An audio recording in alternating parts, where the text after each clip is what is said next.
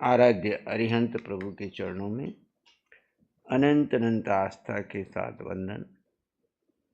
शाश्वतपति श्रमण भगवान महावीर स्वामी के चरणों में अनंत अनंत आस्था के साथ वंदन।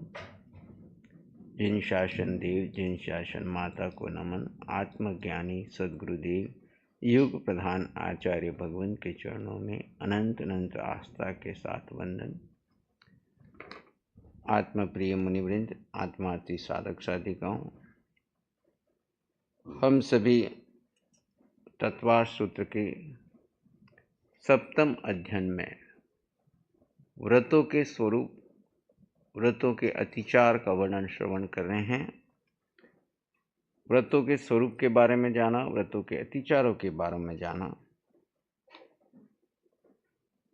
आश्रम जो दो प्रकार के हैं, छठे अध्ययन में भी आश्रम का वर्णन हुआ। सातवें वर्ण अध्ययन में व्रत आदि के माध्यम से पुण्य पे जो आश्रम है, जहाँ पर हमने पाप को तो रोका और जहाँ स्वभाव नहीं रहा तो वहाँ पे क्या रहेगा, पुण्य के बंद हो जाते हैं। तो व्रत, व्रत के अतिचार, उसमें सम्यक दर्शन के अतिचार से लेकर के संलेखना तक के अतिचारों का कैसे कैसे दोष लग सकता है और कैसे व्रतों की पालना होती है। आज का जो विषय है हमारा दान का अर्थ और दान का लक्षण। तो यहाँ आचार्य उमास्वाती दान की परिभाषा करते हैं, अनुग्रहार्थम स्वस्यातिसर्गो दानम। अनुग्रह के लिए अपनी वस्तु के स्वत्व का या ममत्व का त्याग करना दान है। अपनी वस्तु का स्वत्व का यानी मालकियत, मेरेपन का जो भाव है उसका त्याग करना दान है। अपने न्याय नीति पूर्वक उपार्जित धन आदि का परित्याग स्व पर कल्याण के लिए करना दान है। अपने द्वारा यानी स्व का दान, ऐसा नहीं किसी और का माल उठा के किसी को दे दिया, समाज का दे दिया, संस्था का दे दिया, ट्रस्ट का दिया, अपने को दानी घोषित कर दिया, वो नहीं। अपनी न्याय नीति से कमाया हुआ, जिसके ऊपर अपनी मालकियत रखी हुई है, जिसके ऊपर अपना ममत्व भाव है, जिसके ऊपर मेरेपन का भाव है, उसका त्याग करना दान है। यानी परिग्रह को, जो पांचवा पाप है, उसको पुण्य में कैसे कन्वर्ट करना। परिग्रह अपने आप में पाप है, उसको पुण्य में कैसे कन्वर्ट करना, तो यहाँ दान की विधि बताइए कि न्याय नीति पूर्वक जो उपार्जित धन है उसका परित्याग स्व और पर, निज का कल्याण के लिए और पर के कल्याण के लिए। निज का कल्याण क्या होगा, आपने परिग्रह का त्याग किया तो उससे निज का कल्याण कैसे होगा, बताओ।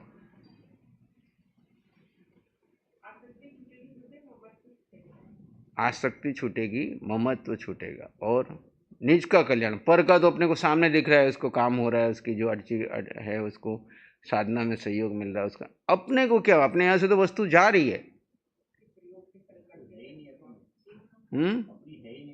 अपनी वस्तु है ही नहीं। स्व पर कल्याण, देखो दान का दे, आज तक हमको दान देते समय लगता है मैं किसी पर के ऊपर उपकार कर रहा हूं, पर अब गहराई में जाकर के देते हैं तो दान देने से पहले खुद के ऊपर उपकार होता है। खुद का उपकार कैसे होता है कि उस वस्तु को न्याय नीति से कमाते समय जो मेरे पाप का बंध हुआ था, 18 प्रकार के पापों के बंध से विभाव स्थिति में जाकर के जो पाप का बंध हुआ था, उस बंध को मैं कैसे हल्का करूं। नहीं तो ये जब तक मेरी मालकियत में रहेगा तब तक ये बंध, मुझे पाप का बंध मेरा बढ़ता ही जाएगा और उसके प्रति आसक्ति और मेरेपन से और मोह कर्म बढ़ता जाएगा। मेरेपन के भाव से, आसक्ति से मोह कर्म बढ़ता जाएगा।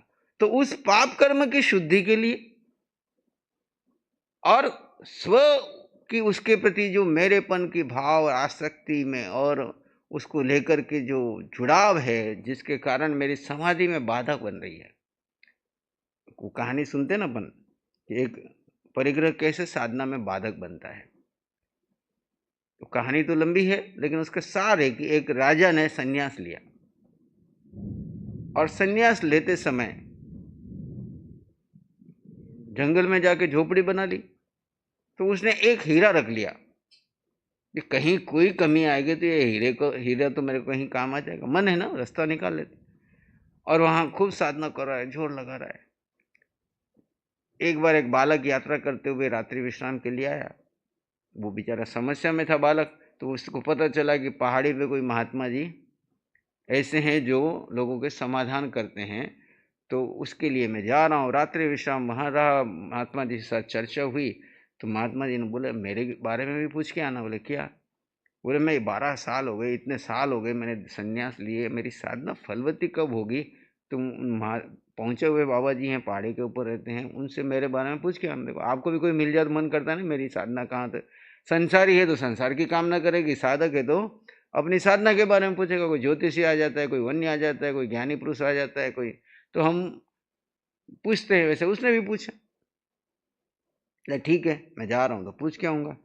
अब वह कहानी तो परोपकार को प्राण ध्यान में है। इसके लिए वो है कि एक छोटा बालक था जिसका कोई नहीं, माता पिता सब चले गए। बचपन तो जैसे कैसे गांव में बीत गया उसका, इधर से उधर लोगों ने सहयोग दे दे के। बड़ा हुआ तो उसकी अपनी भविष्य की कामना परेशान करने लगी, मेरा क्या होगा क्या होगा। दूर कहीं पता चला कि एक महात्मा रहते हैं, वो सबकी इच्छाएं पूरी कर देते हैं, जो पूछता है उसको आशीर्वाद देते हैं और उसका कामना। उसने सोचा मैं भी जाऊं, किसी ने रास्ता बताया, चल पड़ा। रास्ते में 1 पड़ाव, 2 पड़ाव, 3 पड़ाव, 3 पड़ाव तक रुका। पहले पड़ाव पे एक बुढ़िया मिली। उसने उसके यहाँ रात कैसे शरण मांगी, रात रहा। तो बुढ़िया ने बात करते करते, हर संसारी को आप थोड़ा सा छेड़ो तो उसको कोई न कोई दुखी है, संसार पूरा दुखी है। तो उसने उससे चर्चा हुई तो मैं जा रहा हूँ वहाँ पे। तो बोले बेटा मेरी तकलीफ एक ही है कि मेरी बेटी है, जवान हो गई है, इसकी शादी हो नहीं रही है, और इसने संकल्प कर रखा है मेरे को कोई ऐसा ला के देगा, ये करेगा तो मैं शादी करूँगी, नहीं तो अब मैं गरीब कहाँ से लाऊँ। तो चला, दूसरे दिन सुबह चल पड़ा। दूसरे दिन रात एक बगीचे में ठहरा। बगीचे के माली से आज्ञा लेके वहाँ रुक गया रात को। माली से चर्चा हुई कहाँ जा रहे क्या हो रहे। उसने भी बताया कैसे जा रहा हूँ। तो उसने कहा कि भाई मेरी भी एक समस्या है। बोले क्या आपकी क्या समस्या है? आपके पास तो इतना बड़ा बगीचा है। बोले मेरे बगीचे में यही है कि मेरे पिताजी मरते समय बोल के गए कि इधर पूर्व दिशा में पेड़ लगाना। मैं 12 साल से पेड़ लगा रहा हूँ पर एक भी पेड़ वहाँ चलता ही नहीं है। तो क्या रहस्य है, क्यों कहा ऐसा, वो पूछ के आना महात्मा जी। ठीक है भाई। और जब सन्यासी के यहाँ पहुंचा तो सन्यासी ने अपनी प्रश्न पूछा, भाई मेरी साधना कैसे फलवती होगी, पूछ के आना। तो ठीक है, अब वो आगे बढ़ गया। पहाड़ी पे पहुंच गए हम। सन्यासी जहाँ पर थे, सन्यासी जी को जाके नमस्कार किया और सारी बात बताई। तो सन्यासी ने सारी बात सुन के उसको कहा कि देख भाई मेरी एक कंडीशन है, मैं उत्तर देता हूँ लेकिन एट ए टाइम 3 उत्तर देता हूँ, चौथा उत्तर नहीं देता हूँ। अब उसके पास समस्या कितनी थी, पहले के बारे में सोचा, बुढ़िया के बारे में, बेचारी बहुत दुखी है, उसको तो उत्तर मिलना चाहिए। दूसरे के बारे में देखा, वो तो 12 साल से परेशान है। तीसरे के बारे में सोचा, वो सन्यासी है, सन्यासी की सेवा तो करनी चाहिए। चौथा नंबर उसका खुद का। बोले मेरा क्या है, मैं तो इतने सालों से अकेला और अकेला रह जाऊंगा। चलो मैं इन 3 की समस्या, तो अपना उसने वहाँ पे क्या किया, अपना स्वार्थ त्याग किया और परोपकार की भावना से उन तीनों की क्या कर ली, पूछ ली। तो तीनों की समस्या का उसको समाधान महात्मा जी ने दे दिया। अब रिटर्न आया तो सबसे पहले कौन मिला, महात्मा जी मिले। और महात्मा जी के यहाँ रात रुका और सारी बातचीत की। तो महात्मा जी ने से पूछा, भाई मेरे लिए क्या बताया। तो महात्मा जी ने कहा, देखो भाई आप दीक्षा लेने के पहले एक राजा थे। बोले हाँ था। और आपने क्या किया, अपनी झोपड़ी में एक हीरा छुपा के रखा हुआ है कि कभी अवसर आए तो कुछ नहीं मिला तो काम आएगा। जब तक आप उस हीरे का त्याग नहीं करोगे आपकी साधना फलवती नहीं होगी। ये ऐसा वो महात्मा जी ने फरमाया है। तो बात उसको बिल्कुल दिमाग में आई, बिल्कुल ठीक है, मैंने छुपा के रखा हुआ है हीरा। तो उसने वहीं उसी समय, अब उसको तो साधना से मतलब, तो अब हीरे से क्या लेना देना। तो उसने वो इसी समय हीरा निकाला और उसको देने लगे। बोले मुझे नहीं चाहिए महात्मा जी, आपको जिसको देना दे। बोले नहीं भाई, तेरे से अच्छा पात्र और कौन होगा, मेरी इतनी बड़ी समस्या का समाधान तू ले गया, तू ले जा मेरे यहाँ से ये परिग्रह मिटा। अब उसने उपकार किया तो उसको रिटर्न में क्या मिल गया? हीरा मिल गया। अब वापस जा रहा था, दूसरी जगह पे गया। कहाँ गया? मालिक के यहाँ। तो मालिक ने भी उत्कंठा से इंतजार कर रहा था, वापस आ रहा है तो मेरा समाधान लाएगा। उसने समाधान सुना तो उसने कहा, भाई देखो, तुम्हारे पिताजी जब डेड बॉडी पे थे, चारों तरफ वहाँ पे रिश्तेदार लोग थे, अब वो सीधा तुमको बताने की क्षमता बता नहीं सकते थे, पर उन्होंने अपनी सारी धन जो पूंजी है वो पूर्व दिशा में जहाँ उन्होंने पेड़ लगाने को कहा वहाँ पे गाड़ रखी है। तुम वहाँ थोड़ी खुदाई करो, गहराई में जाओ, तुमको वहाँ पे पिताजी का छुपाया हुआ खजाना मिलेगा। उसने वैसा ही किया और जाकर के वहाँ पे खुदाई की तो उसको जो छुपा रखा था धन वो मिल गया, छुपा हुआ धन। वो तो बहुत खुश हुआ, आनंदित हुआ कि मैं तो सारी ज़िंदगी यहाँ मेहनत कर रहा हूँ, इतना खजाना भरा पड़ा।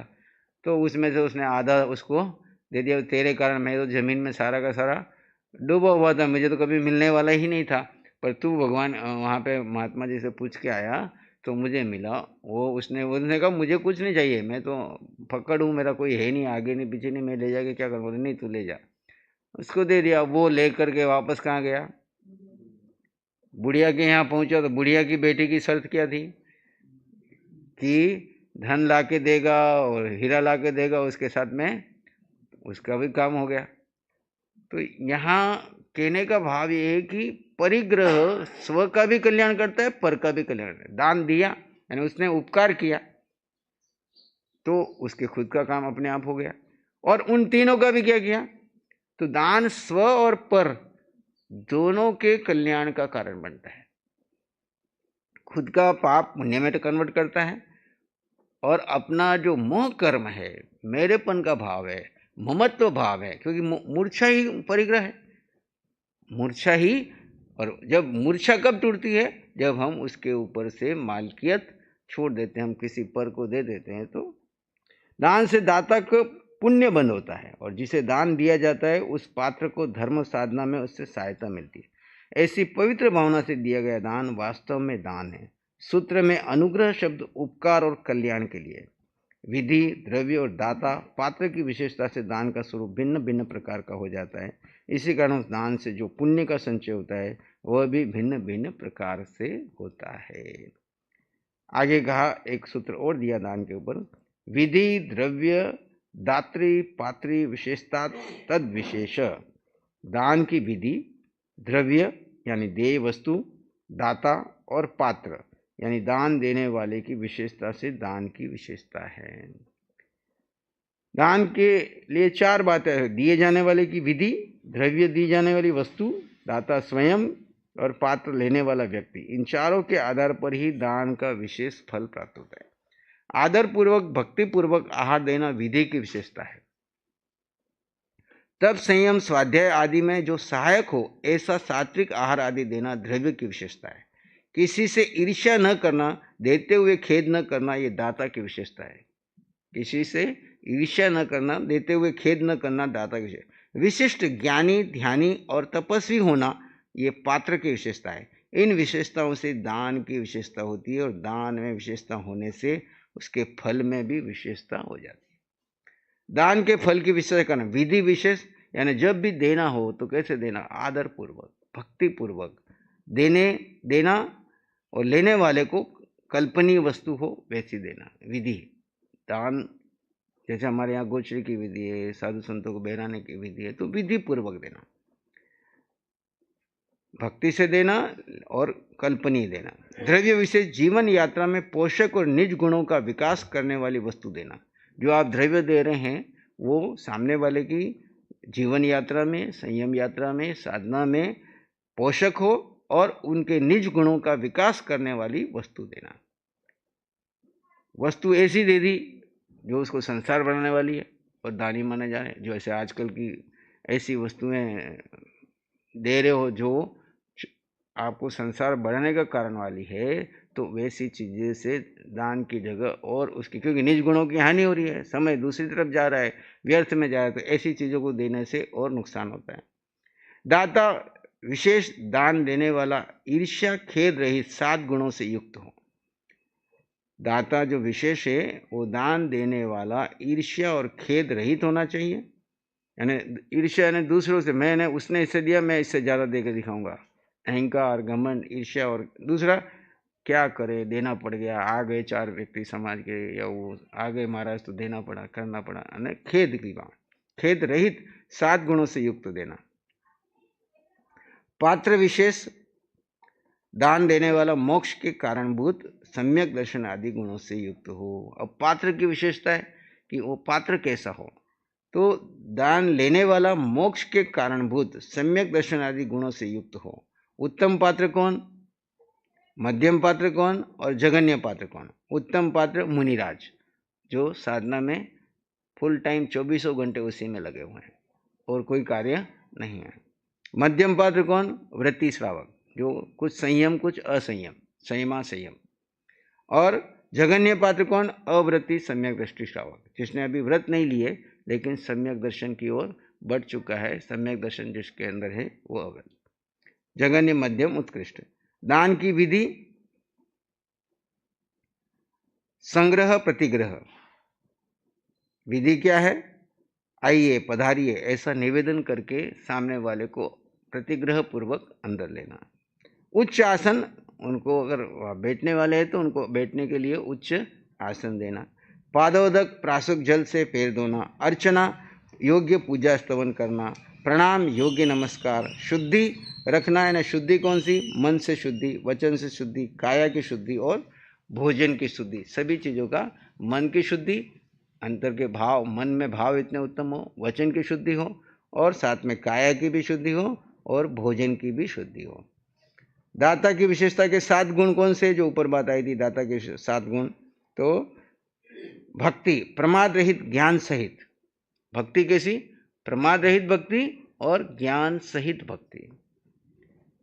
पात्र प्राप्ति, परम अत्यंत खुशी, तुष्टि, भक्ति तुष्टि, है ना। तुष्टि यानी अंदर से संतुष्ट होकर के अत्यंत प्रसन्नता के भाई कि मुझे आज योग्य पात्र बहराने के लिए मिला है।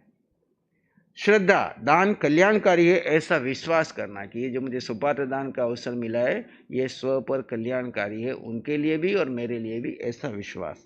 विज्ञान, योग्य भक्ष्य पदार्थ का दान देना। जो आहार देने योग्य है वो अभक्ष्य आहार नहीं देना, जो भक्ष्य आहार है उसको देना। अलोलुप, सांसारिक लाभ की इच्छा से रहित होना कि मैं आज आहार बेरा रहा हूँ तो मुझे बदले में मेरा संसार का ये लाभ हो जाए, ये काम हो जाए, ऐसी कोई इच्छा नहीं, कोई कामना नहीं बदले में। सात्विक, धन थोड़ा देने पर भी दान के प्रति उत्साह। कितना दे रहे हो, कितना ले रहे हो, ये महत्व का नहीं, चाहे धन दे रहे चाहे आहार दे रहे, लेकिन देते समय अंदर में एक उत्साह। क्षमा पर, क्षमा, किसी पर भी रोष नहीं करना। कोई भी परिस्थिति आए, किसी भी अवस्था है, उस पर रोष नहीं करना। दान देने योग्य क्या है? तो 4 प्रकार का दान बताया। आहार दान, औषध दान, ज्ञान दान और अभय दान। आहार दान, औषध दान, ज्ञान दान और अभय दान। सप्तम अध्याय, यानी आहार में हमारी भिक्षा दिया गई, औषध में रोग की, ज्ञान दान जो स्वाध्याय आदि में आदान प्रदान किया जाता है, और अभय दान किसी भी जीव के प्राण जा रहे हैं तो उसको प्राणों का दान देना, या किसी जीव को नहीं मारूंगा ये संकल्प करना। अहिंसा व्रत, जो हम 5 महाव्रत जो लेते हैं, 5 अनुव्रत जो लेते हैं, उसमें हम क्या करते हैं, जिन जिन जीवों को नहीं मारने का संकल्प करते हैं उन सबको हम अपनी तरफ से अभय दान दे देते, छेका करिए कि हमारी तरफ से उनको किसी प्रकार का भय नहीं। इस प्रकार ये दान के विषय में यहाँ आया। सप्तम अध्याय में संवर तत्व की चर्चा हुई। ये 6ठे अध्याय में, वैसे संवर आगे आएगा, आचार्य उमा स्वाति के अनुसार तो ये आश्रव का पहले वाला जो था पाप आश्रव का 6ठा अध्ययन, ये है पुण्य आश्रव का। इसमें जितनी देर शुद्ध भाव रहते हैं, स्वभाव में रहते हैं, तो ये हमारे निर्जरा का कारण बनता है। ऐसा यहाँ पर सप्तम अध्याय में संवर तत्व की चर्चा। इसमें आश्रव द्वार से जो कर्म आत्म प्रदेशों में प्रविष्ट हो रहे हैं उनको रोकना होता है। उनकी रोक के लिए व्रतों को धारण किया जाता है। व्रत के माध्यम से आश्रव द्वार को बंद किया जा सकता है। अहिंसा आदि 5 व्रतों के स्वरूप भेद आदि को जानने के उपरांत यदि जीव इसका सम्यक रूप से पालन अनुपालन करता है तो कर्म आश्रव से बच सकता है। व्रत धारण करने वाले की भावना मैत्री, करुणा और उपेक्षा से सदा सारोबार रहती है। व्रत धारण करने से उसके परिणाम निर्मल व निष्पाप होते हैं, क्योंकि ऐसा वृत्ति माया, निदान व मिथ्यात्व को पूर्णतः नष्ट करने का उपक्रम किए रहता है। वह अपनी जीवनचर्या को गुप्ती व समिति पूर्वक स्थिर करता जाता है, जिससे संवर प्रक्रिया में कोई दोष आदि न लग सके। इस अध्याय में श्रावक व्रतों के अतिचारों का विशद विवेचन हुआ है। इन अतिचारों में विवेचन से कोई भी जीव इसके महत्व को समझकर अपने जीवन का परिमार्जन यानी निर्माण करता हुआ अंततोगत्वा निर्माण को प्राप्त हो सकता है। इस प्रकार हमने 7 अध्ययन का वर्णन तत्वार्थ सूत्र के अंतर्गत देखा कि तत्व अर्थ रूप में आचार्य उमा स्वामिति ने सम्यक दर्शन, ज्ञान, चैतन्य, मोक्ष मार्ग से शुरू करके संवर तत्व में, और आगे इसका जो बंद आएगा अष्टम अध्ययन में बंद तत्व, यानी जीव अजीव का वर्णन लिया 5 अध्ययन तक। छठे उन्होंने जीव अजीव के बाद सीधा आश्रव ले लिया। तो छठे और 7वें अध्ययन में पाप और पुण्य दोनों आश्रव में ले लिए थे, दोनों को यहाँ पे बताया, और अंततः ये संवर में बदलेगा। कौन सा? व्रत इत्यादि। तो लेकिन व्रत पालते हुए अगर स्वभाव की आराधना नहीं है तो ये व्रत हमारे पुण्य के कारण है। और व्रत पालते हुए हमने पत्थर जैसे पाप जैसे आश्रव तो रोक दिए, संवर कर लिया, लेकिन अगर वहाँ शुद्ध स्वभाव नहीं है, ज्ञाता दृष्टा भाव की आराधना नहीं है, विभाव दशा में है, बदले में अनेकों अपेक्षाएं हैं, तो वहाँ पर हमारा पुण्य बंद होगा, और पुण्य बंद भी मुक्त होने वाले जीव के लिए बाधक है। तो अब जो कर्म आए हैं छठे 7वें अध्ययन के में, चाहे पुण्य क्या है चाहे पाप क्या है, वो आत्मा के साथ कैसे जुड़ते हैं, तो उसका वर्णन आता है बंध में, कि जीव कैसे स्वतंत्र, जीव और जीव 2 तत्व स्वतंत्र है, लेकिन दोनों स्वतंत्र रहते हुए भी जब आश्रव के माध्यम से पुण्य पाप में पड़ जाते हैं तब जीव के साथ बंध होता है। बंध कैसे होता है, बंध का व्यवस्था क्या है, और बंधा हुआ जीव कैसे 4 गति 84 लाख जीवनी में भ्रमण कर रहा है, ये सारा वर्णन बंध, इसमें बंध के अंतर्गत कर्म के कैसे कर्म आते हैं, कैसे कर्म बनते हैं, 4 प्रकार के बंध, प्रकृति बंध, स्थिति बंध, प्रदेश बंध, अनुभाग बंध, है ना। 8 कर्म, ज्ञानावणी, दर्शनावणी आदि 8 कर्म का बंधन कैसे होता है, और किस प्रकार से ये हमको कितने समय तक हमको 4 गति में बांध के रखते हैं, और किस जब उदय में आते हैं तो कितने समय तक कैसे कैसे फल देते हैं, ये सारा वर्णन इस बंध के प्रकरण में आएगा, जो 8वां अध्ययन आगे चलेगा। 8वें अध्ययन में बंध का विषय है, और 9वें अध्ययन में संवर निर्जरा, और 10वें अध्ययन में मोक्ष। ये आपको पूरा का पूरा जिनवाणी का सार, जीव से यात्रा शुरू करके मोक्ष तक कैसे पधारे, इसका वर्णन होगा।